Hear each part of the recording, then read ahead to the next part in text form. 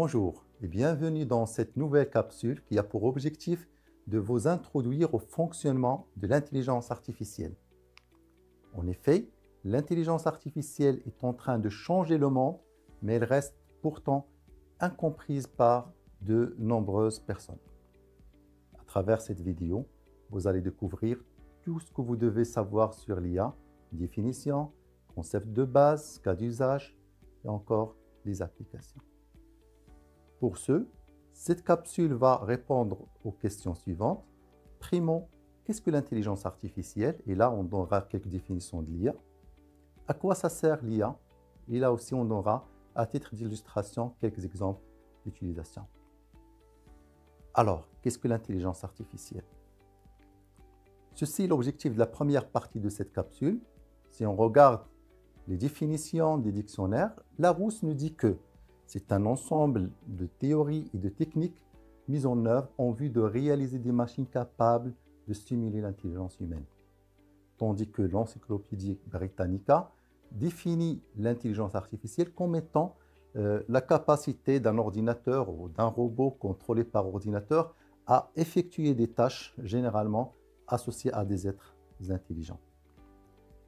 Jean Nilsson, professeur en ingénierie informatique à l'université de Stanford, est l'un des pionniers de l'intelligence informatique. Il définit l'intelligence artificielle comme étant l'activité qui vise à rendre les machines intelligentes. Et là, l'intelligence dans ce cas est la qualité qui permet à une entité de fonctionner de manière appropriée et prévoyante dans son environnement. Un autre professeur, Mark Stegmark, de l'Institut MIT, définit l'intelligence artificielle tout simplement comme étant une intelligence qui n'est pas biologique. Ce qu'il faut donc retenir, c'est que l'intelligence artificielle est une imitation de l'intelligence et non pas une intelligence telle qu'on peut le concevoir chez des animaux, voire des êtres humains. Maintenant, on passera à la deuxième partie de cette capsule. À quoi ça sert l'intelligence artificielle? Pour cela, on va illustrer deux types d'interactions assez différentes. Le premier est une interaction avec une base de données des images, par exemple. Le serveur va envoyer les données à l'intelligence artificielle qu'on va appeler ici un agent.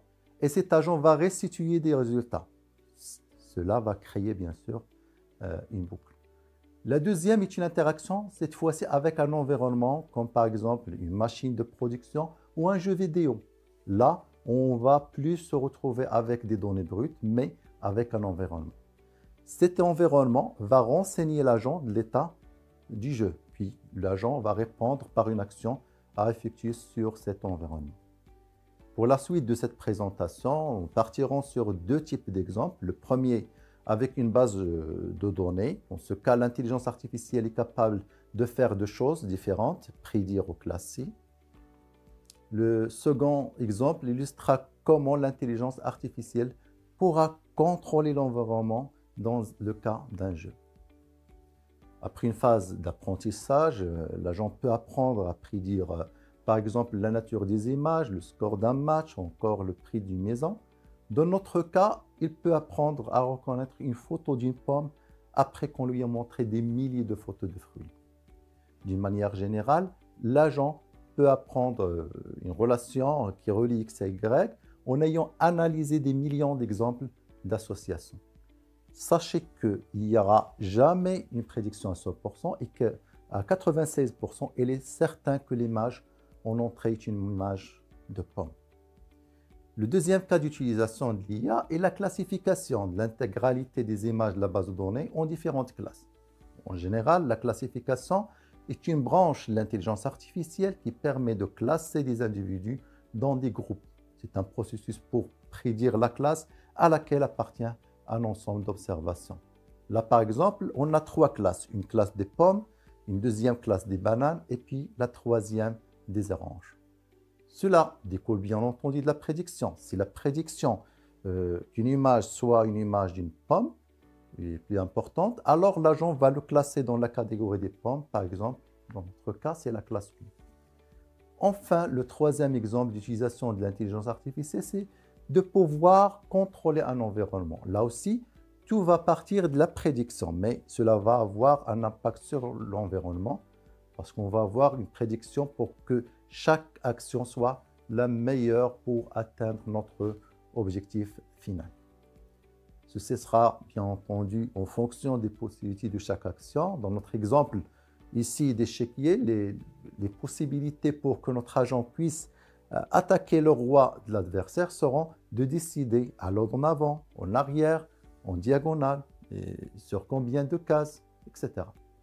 Ainsi, chaque déplacement représente l'état d'une solution à une étape donnée, de la procédure de la résolution de problème, et la solution finale du problème sera donc la combinaison de l'ensemble des états des différentes étapes. Ce qu'il faut donc retenir, c'est que l'intelligence artificielle est une imitation de l'intelligence et non pas une intelligence telle qu'on peut le concevoir chez des êtres vivants. Nous pouvons dire qu'une intelligence artificielle est capable de prédire et anticiper les besoins d'une entreprise, prédire le résultat d'un match de foot et la prédiction aussi du prix d'acquisition d'une maison, par exemple. L'intelligence artificielle pourra également aider à classer et ranger automatiquement les fiches produits dans les bonnes catégories ou bien classer des emails spam, par exemple. L'intelligence artificielle, pour finir, pourra également aider à contrôler les événements futurs pour un environnement, comme étant le cas de contrôle des déplacements d'un robot pour la détection des déchets nucléaires, ou le contrôle, comme on a vu, des déplacements d'un joueur sur un jeu plateau. Sur ce, c'est la fin de cette capsule. Au plaisir de vous rencontrer. Merci.